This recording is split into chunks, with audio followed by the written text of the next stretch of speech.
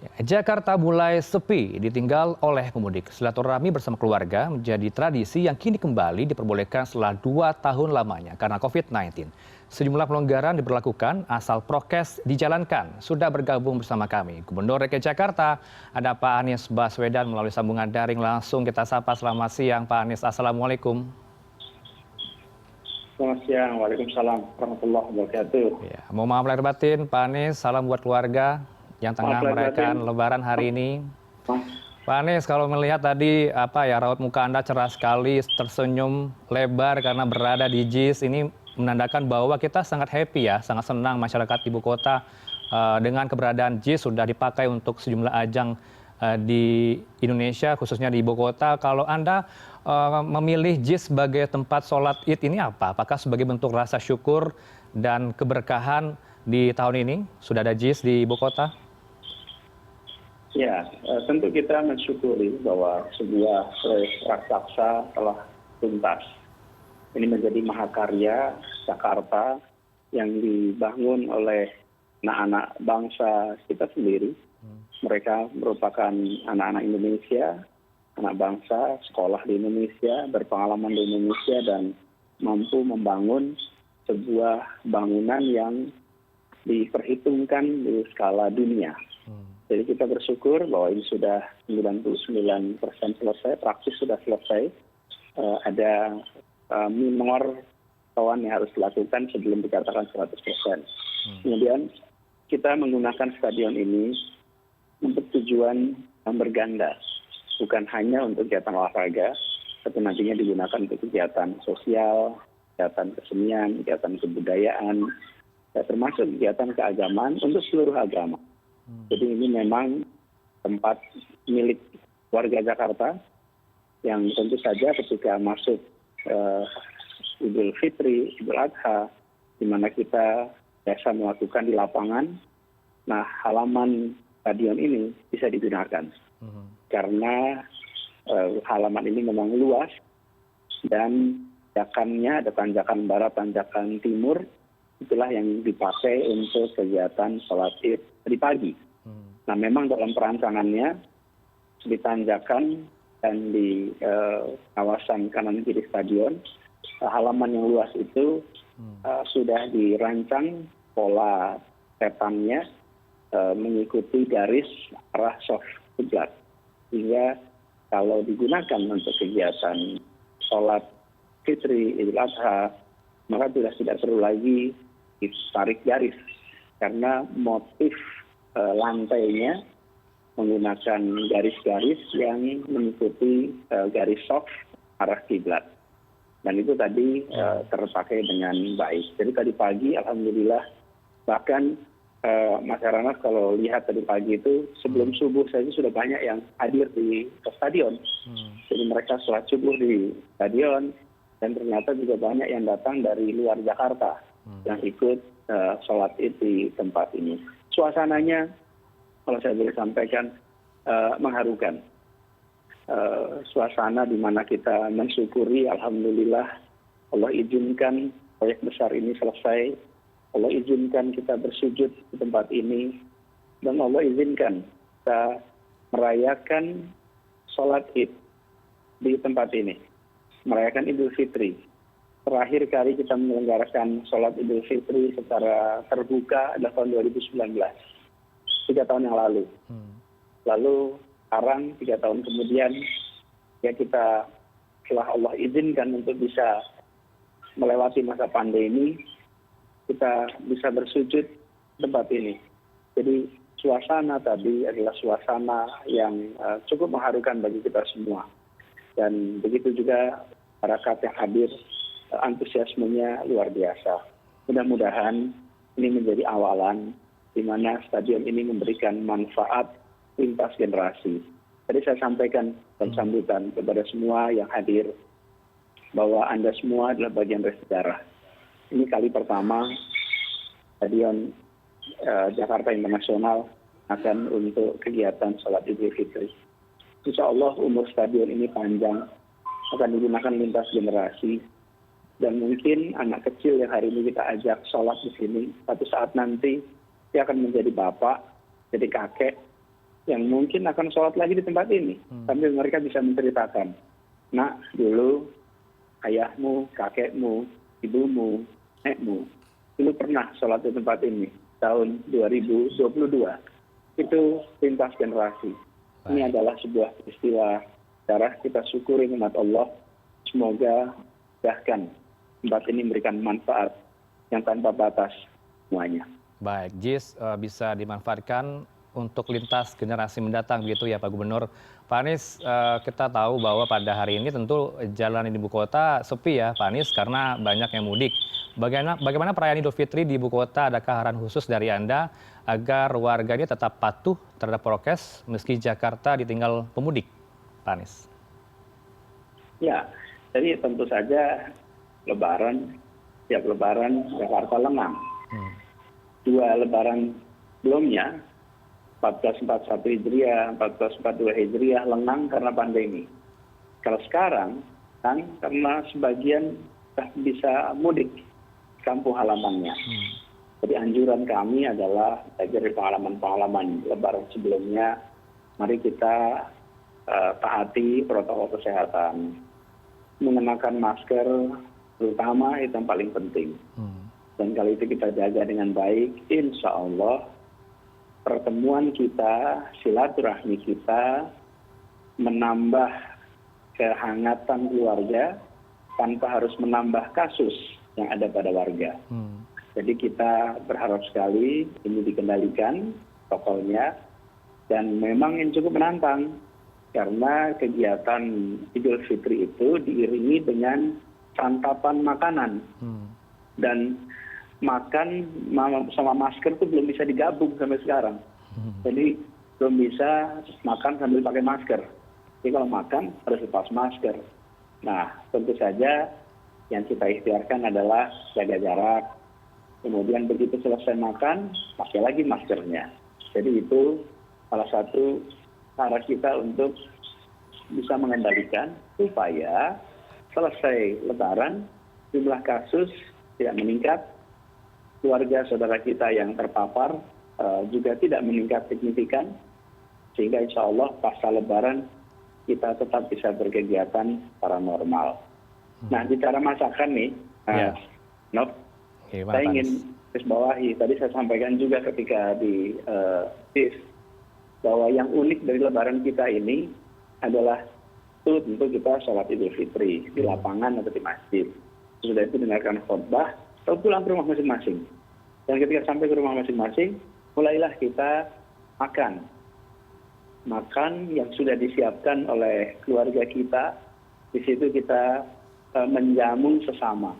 Ini Mas yang menarik. Makanan kita itu terjadi dari bumbu-bumbu yang amat banyak. Variasi yang sangat banyak. Dicampur sehingga muncul persenyawaan. Dan persenyawaan itu menghasilkan cita rasa yang enak sekali. Saya membayangkan inilah Indonesia kita. Indonesia kita itu terdiri dari begitu banyak unsur yang ketika dicampur menjadi sebuah bangsa yang luar biasa mempesona. Kita nggak pernah masakan itu diambil bumbunya satu-satu, lalu dicampurnya di mulut. Tidak, dimasak dulu, dicampur menjadi sebuah masakan yang dengan bumbunya, bahan-bahannya itu bervariasi. Inilah Indonesia kita lewat orang-orang yang menjaga persatuan, orang-orang yang saling menghargai, orang-orang yang saling menghormati. Terciptalah suasana kebersamaan. Seperti lewat koki yang bisa memasak dengan baik, maka bahan baku, material, bumbu yang begitu bervariasi bisa menjadi sebuah masakan yang lezat. Kita yang begitu banyak ragamnya dirajut oleh pemimpin-pemimpinnya yang saling menghargai, saling menghormati, tutur katanya dijaga, kartnya dijaga, bangun sebuah perasaan kebersamaan Persatuan Indonesia. Itu salah satu hikmah dari Lebaran kadang-kadang kita lewatkan. Setiap rumah kita selalu masak khusus untuk Lebaran. Biasanya pertanyaannya yang sekedar makanan apa yang disukai, makanan apa favoritnya. Tapi sesungguhnya yang membuat makanan itu, yang memasak itu, itulah contoh pribadi-pribadi bisa merajut beragam menjadi cita rasa yang indah. Sebagaimana Indonesia kita yang beragam, bersatu, memiliki cita rasa yang membanggakan. Iya, Indonesia seperti Anda katakan Pak Gubernur memiliki cita rasa yang begitu banyak, beragam dan juga enak. Tapi masakan ini tidak akan dirasakan enak ya Pak Gubernur bagi mereka yang saat ini berada di tenda pengungsian korban kebakaran Pasar Gembrong. Apakah ada rencana Pak Gubernur akan mendatangi korban kebakaran pada hari ini di Pasar Gembrong? Jadi memang kita menyiapkan pada masyarakat, bukan hanya di Pasar Gembrong, tapi kepada masyarakat yang hari ini membutuhkan bantuan. Jadi semuanya kita tahu 2 minggu lalu terjadi kebakaran dan mereka masih tinggal di tempat sementara. Nah, ini adalah ikhtiar kita untuk mereka tinggal sementara sambil satu usahanya dibantu lewat penampungan sementara untuk usaha lewat Pasar Jaya. Kemudian yang kedua, siapkan tempat penampungan sementara sembari rehabilitasi di kawasan itu dilakukan. Dan ketika berjumpa dengan masyarakat di sana, mereka adalah pribadi-pribadi yang tangguh dan kita semua tentu akan membantu, akan selalu melakukan yang terbaik. Tapi juga saya ingin garis bawahi bahwa ketika mereka mengalami ujian ini, saya datang, saya bertemu dengan mereka, mereka adalah orang ikhlas, mereka orang-orang yang tangguh. Insya Allah dimudahkan untuk bisa kembali seperti semula, bagaimana ujian yang pernah dialami warga Jakarta yang lain juga, yang pernah mengalami ujian yang seperti ini. Insya Allah kita akan terus bantu memastikan bisa cepat recovery-nya. Baik, badai pasti berlalu ya Pak Anies karena akan ada janji dari Pemprov untuk membantu para korban kebakaran. Terima kasih banyak, sayangnya waktu kita terbatas sih Pak Anies dengan CNN Indonesia News Hour. Salam buat keluarga, sehat selalu. Sekali lagi kami ucapkan dari Transmedia, selamat Hari Raya Idul Fitri Pak Gubernur DKI Jakarta Anies Baswedan. Assalamualaikum. Waalaikumsalam. Ya, suasana Lebaran Jawa termasuk Jawa Timur masih sangat kental dengan budayanya yang dijaga. Tradisi tersebut memiliki maksud, tujuan hingga filosofi tersendiri. Salah satunya dengan mengunjungi sanak saudara yang jauh, tujuannya untuk tetap mengikat tali persaudaraan agar tetap terjalin untuk kedepannya. Sementara itu masyarakat Jawa Barat dan sekitarnya bisa bernafas lega karena tahun ini bisa sholat Idul Fitri di lapangan Gazebo Bandung. Pemprov Jabar menyatakan lapangan ini dapat digunakan sebagai tempat pelaksanaan sholat Idul Fitri 1443 Hijriah. Sudah bergabung melalui sambungan daring ada Gubernur Jawa Timur Ibu Kofifa Indar Parawansa dan juga nampaknya sudah siap Pak Gubernur Jawa Barat Ridwan Kamil. Langsung kita sapa. Selamat siang Bu Kofifa, selamat siang Pak Ridwan Kamil. Assalamualaikum. Ya, selamat siang. Assalamualaikum warahmatullahi wabarakatuh. Ya, maaf batin Bu Kofifa. Kang Emil, taqabbalallahu minna wa minkum. Innal aidin wa faizin Bu Kofifa. Salam buat keluarga Anda dan warga Jawa Timur yang saat ini meriah sekali untuk perayaan Idul Fitri. Saya akan ke Bu Kofifa terlebih dahulu sembari menyiapkan audio dari Kang Emil. Bu Kofifa, pada hari ini Anda sholat Id di mana nih Bu Kofifa? Ya, sholat Id di Masjid Nasional Al-Akbar. Kita mulai dari prosesi setelah diumumkan Kementerian Agama bahwa 1 Syawal jatuh pada tanggal 2 Mei, maka tadi malam seluruh jajaran Forkopimda, jadi Pangdam, Kapolda, kami full dengan masyarakat melakukan takbir bersama, ada parade beduk, ada OPD, kemudian ada TNI Polri, juga ada teman-teman jurnalis, ada 3 kelompok melakukan parade beduk Gema Takbir di Masjid Nasional Al-Akbar. Juga ada patrol ini musik tradisional yang biasanya memang eksisnya itu pada bulan Ramadan. Jadi tadi malam juga ada penampilan patrol dan kemudian kita lanjutkan salat Id di Masjid Nasional Al-Akbar juga. Hari ini mungkin 40 ribuan jamaah yang hadir karena memang masjidnya luas dan halamannya luas. Mereka memanfaatkan 2 lantai full, kemudian halaman di luar masjid juga digunakan. Jadi saya melihat protokol kesehatan terjaga sangat ketat. Relawannya ada 200-an dari remaja masjid, jadi insya Allah semua terkawal. Iya, semua Anda kawal ya, karena Anda kepala daerahnya harus memastikan prokes bagi warga Anda, Bu Gubernur. Bu Kofifa, Ya. kalau memaknai Hari Raya Idul Fitri seperti apa? Ya, sebetulnya kan kalau Ramadan itu artinya pembakaran. Apa yang dibakar tentu kita harapkan ada ego yang tidak sehat, ada mungkin dosa hilaf kita. Semua kita lakukan berbagai proses ibadatan supaya dosa-dosa kita diampuni oleh Allah. Nah, Ramadan itu artinya pembakaran. Tentu di akhir Ramadan kita berharap dosa-dosa kita diampuni Allah dan seluruh ibadah kita diterima Allah. Maka Idul Fitri itu kembali suci.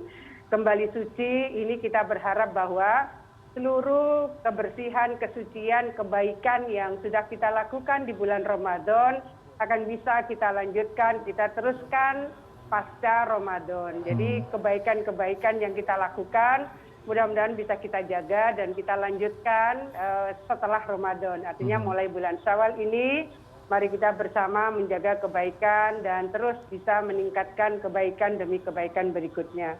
Baik. Bu Kofifa, kalau tadi Anda maknai Idul Fitri sebagai kebaikan bersama, tapi kalau menyinggung soal halal bihalal silaturahmi, apakah ada arahan khusus dari Anda sebagai kepala daerah, apakah ada himbauan tidak boleh makan bersama, begitu Bu? Ya, jadi kita mengikuti Inmendagri terbaru memberikan arahan, kalau itu level 1 sebetulnya boleh kapasitas 100%. Kalau level 2 kapasitas 75%, kalau level 3 kapasitas 50%. Kemudian menurut Inmendagri bahwa kalau yang hadir itu 100 orang atau lebih, maka tidak diperkenankan makan bersama, artinya makan dibawa pulang. Jadi rekomendasi kepada seluruh warga sama dengan arahan Pak Mendagri melalui Inmendagri, kita tentu berharap bahwa proses silaturahim bisa berjalan dengan baik karena silaturahim ini bagian penting untuk bisa memberikan penguatan hablum minannas. Sangat banyak proses hablum minallah, hubungan dengan Allah kita lakukan di bulan Ramadan, sementara penguatan pada hakul adami, hak-hak masyarakat dan itu antara lain dibangun lewat silaturahim, ini hablum minannasnya kita seiringkan. Oleh karena itu proses silaturahim tetap harus dijaga dengan bersama-sama menjaga protokol kesehatan. Saya rasa SOP ini kita dari awal melalui rakor lintas sektor bersama Pangdam, Kapolda, Pangko Armada 2 di Jawa Timur ini kita bangun kesepahaman bersama dengan 4 pilar di tingkat desa. Mulai kepala desa, kemudian bidan desa, Babinsa, Babin Kamtipmas. Jadi 4 pilar ini bersama-sama saling menjaga. Karena pada dasarnya yang mudik ini kan ke kampung halaman masing-masing. Basis yang paling dekat adalah desa. Baik, ditahan dulu Bu Kofifa. Tentu kita ingin tahu cerita bagaimana dengan Jawa Barat. Langsung kita sapa Kang Emil. Selamat siang. Assalamualaikum. Selamat Lebaran. Selamat Idul Fitri, Pak Gubernur. Selamat Idul Fitri 1443 Hijriah. Mohon maaf lahir dan batin. Baik. Buat semua pemirsa CNN. Dan juga Bu Kofifa, sahabat saya. Selamat Lebaran, Mbak. Maaf lahir batin, Kang Emil. Baik, ini putih sekali artinya suci ya Kang Emil pada hari ini menggunakan koko putih. Kalau tadi gimana sholat Idul Fitrinya? Anda juga berada di lapangan Gasibu, Pak Gubernur? Iya, betul. Sangat terharu 2 tahun sholat Idul Fitri hanya dilaksanakan di halaman rumah kan. Pas tadi pertama kali boleh, waduh lapangannya penuh, semua tertib, semua prokes. Saya diminta sambutan sedikit. Saya ungkapkan rasa syukur saya, keterharuan, ada nikmat yang Allah cabut selama 2 tahun, tahun ini Allah berikan kembali, yaitu bisa sholat Idul Fitri di lapangan terbuka, plus berita juga COVID kita kan tinggal 1% yang dirawat di rumah sakit hanya 100-an, jadi kita syukuri, tapi tetap dengan kewaspadaan. Ya, jadi saya kira semua yang hadir tuh happy semua Mas, Alhamdulillah. Alhamdulillah happy ya, tapi Anda nampaknya juga lelah ya karena memantau tol Japek, beberapa titik yang ada di rest area, karena jelang mudik banyak sekali yang berada di Jawa Barat untuk melanjutkan perjalanan ke Jawa Tengah, Jawa Timur, begitu ya Pak Gubernur? karena hasil angkanya itu naik 40%, Mas. Jadi dari 2019 dibandingkan dengan sekarang ada kenaikan lumayan tinggi, hampir 1,5 kali kan. Istilah saya mungkin ini temanya mudik balas dendam. Selama 2 tahun nggak mudik, sekarang semua orang rindu, semua orang pulang. Makanya Jawa Barat itu 14 juta yang datang, kemudian 9 juta yang keluar, terus perlintasan ke Jawa Tengah, termasuk ke Jawa Timur, tempatnya Bukovifa itu rata-rata lewat jalur utara. Kemarin dinamikanya hanya ada di rest area karena begitu padat, mengular sampai ke bahu jalan, tapi dengan konsep disatu arahkan, ganjil genap, alhamdulillah lancar ya. Jadi secara umum Jawa Barat lancar. Kemudian malam takbiran kami masih kerja, karena sudah ada himbauan nggak boleh ada konvoy rame-rame takbiran di jalan, kita arahkan di masjid-masjid, di musola-musola. Saya pantau secara umum lancar. Jadi istilahnya lelah bahagia, alhamdulillah. Lelah bahagia dan disyukuri tentunya karena sehat selalu ya Pak Gubernur. Pak Ridwan Kamil, ini saya ingin tahu Pak Gubernur, kalau di Sub mencatat ada 49 titik kemacetan yang terdapat di jalur mudik yang berada di Jawa Barat. Kalau Anda sinergi dengan antar pihak seperti apa? Nanti saat arus balik seperti apa juga? Ya, jadi kan tadi ada kenaikan 40% dari rata-rata, makanya input titik kemacetan ini terus dikoordinasikan kita urai. Jadi Mas, setelah Idul Fitri itu Jawa Barat siaganya di 2 kegiatan. Satu, destinasi wisata, kan semua orang udah sholat, udah sungkem gitu ya, udah silaturahmi, ngapain? Pasti rata-rata keluar rumah, ingin cari piknik, beramai-ramai, kalikan jutaan orang yang berpikiran sama, pasti padat. Kita udah siapkan skenario. Kemudian berbarengan dengan orang piknik, ada juga orang yang sudah arus balik gitu ya. Jadi double-double memang kerjanya, tapi kita pantau karena yang kita kawal tidak hanya jalan tol Mas, tapi juga jalan arteri, kemudian tadi ada catatan hampir 50 titik juga kita coba carikan solusi-solusi, termasuk satu arahkan secara diskresi, situasional, atau ganjil genap juga secara diskresi atau situasional kita akan lakukan. Langkah mitigatif kemudian preventif apa yang Anda siapkan di tempat-tempat wisata Pak Gubernur di Jawa Barat? Tentu banyak tempat wisata yang akan dikunjungin. Nanti saya juga akan tanya ke Bukovifa, tapi saya ke Kang Emil dulu. Bagaimana untuk antisipasi lonjakan para pemudik yang akan berlibur di tempat wisata? Saya kira sama, sesuai aturan. Kalau dia level 1 100%, kalau dia level 2 75%. Kemudian kita koordinasikan, sudah kita himbau sebelum Lebaran kepada para pemilik destinasi pariwisata untuk melakukan manajemen parkir, manajemen sirkulasi lalu lintas, ya. Kemudian jangan semua boleh masuk, tetap dijaga jumlahnya dan lain sebagainya. Kemudian rute-rute menuju tempat wisata sudah kita kaji, itu truk besar, Mas, kita nggak boleh dulu selama seminggu ini, kecuali truk sembako misalkan ya, sehingga nanti alur yang ke destinasi pariwisata adalah jalan-jalan yang dilalui oleh mobil ukuran kecil, sedang, atau kendaraan motor. Nah, kombinasi pengetatan di destinasi dan filterisasi di jalur-jalur lalu lintas itu yang dilakukan di Jawa Barat. Nah, sambil dihimbau semuanya nggak usah memaksakan diri selalu harus piknik. Yang penting kan utamanya itu silaturahmi, lebarannya itu yang paling utama. Mengingat jumlah kapasitas juga terbatas. Mudah-mudahan himbauan ini dilakukan dan didengarkan dan dilaksanakan oleh warga Jawa Barat. Baik, Kang Emil, saya mau ke Bukovifa. Bukovifa, catatan saya ini ada 16,8 juta penduduk mudik dan melakukan mobilitas di Jawa Timur selama periode mudik Lebaran tahun ini. Apa langkah Anda untuk mewaspadai adanya lonjakan tempat wisata dan juga prokes masing-masing tempat wisata, Bu Gubernur? Ya, kita melakukan identifikasi ada 8 area yang menjadi destinasi wisata favorit. Nah, di 8 titik inilah seluruh elemen lintas sektor melakukan mitigasi dan langkah-langkah antisipatif. Antara lain kita punya pospam. Elektronik pospam ini menjadi penting. Ada 185 pospam, ada 59 postian, pos pelayanan, pospam, pos pengamanan, ada 12 pos terpadu, ada 23 lagi pos yang ada di rest area. Jadi masing-masing pos pengamanan, pos pelayanan, pos terpadu, dan pos yang ada di rest area ini saling terkoneksi. Ini yang terus bisa mempersambungkan satu titik, katakan kemacetan di mana kemudian kalau sudah pada titik tertentu diberlakukan one way misalnya, ini terkoneksi satu dengan yang lain. Di titik wisata pertama, pada saat rakor dengan Bupati Wali Kota, kita menyerahkan kepada Bupati Wali Kota untuk menentukan batas maksimum capacity dari wisata-wisata yang ada di daerah masing-masing. Kita mendetailkan di mana ada pos PAM, di mana ada posyan, di mana ada pos terpadu. Kemudian kapasitas maksimum ditentukan Bupati Wali Kota.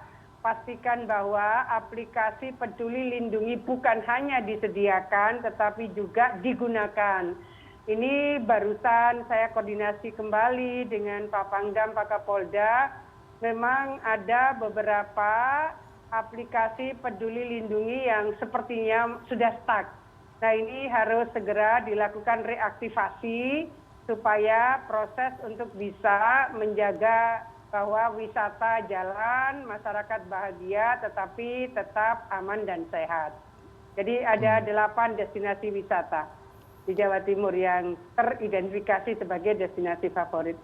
Ya, kalau di Jawa Timur ada pos pengamanan atau pos PAM, pos pelayanan, begitu juga dengan Jawa Barat informasinya Kang Emil ada 7 pos lapangan, 7 pos statis, dan 5 pos layanan 24 jam untuk melayani para pemudik. Bisa Anda jelaskan fungsi masing-masing ini, Pak Gubernur?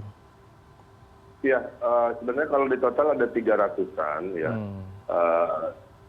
Hampir setengahnya adalah pos yang dikoordinasi kepolisian, setengah lagi adalah pos yang dikoordinasi oleh pemerintah daerah, dan pos-pos itu memang terbagi klasifikasinya, ada yang pos terpadu, pos PAM biasa, ada pos penjagaan dan lain-lain, sehingga di Jawa Barat tidak hanya di jalan-jalan besar, tapi juga di jalur-jalur yang sifatnya jalan arteri atau jalan yang lebih kecil.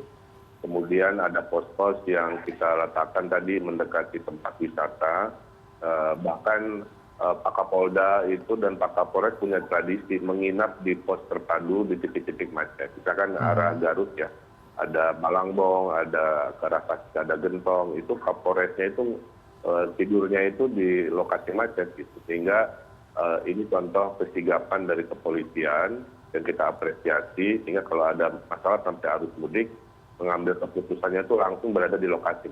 Jadi itulah antisipasi ekstra yang dilakukan di Jawa Barat. Terus oleh Pak Kapolda, ini pos-pos terpadunya itu dilombakan. Jadi ada kreatif-kreatifan, nggak hanya tenda biasa ya.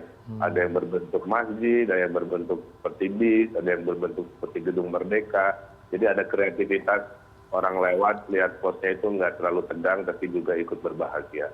Nah, kombinasi proaktif, kreatif, dan juga antisipatif itu kita terapkan di hampir 300-an. Baik, terakhir saya minta Pak Gubernur dan juga Bu Gubernur, adakah himbauan khusus bagi warga Jawa Barat, warga Jawa Timur untuk melakukan mudik secara aman, nyaman, dan juga bijak tahun ini? Saya ke Kang Emil terlebih dahulu. Ya.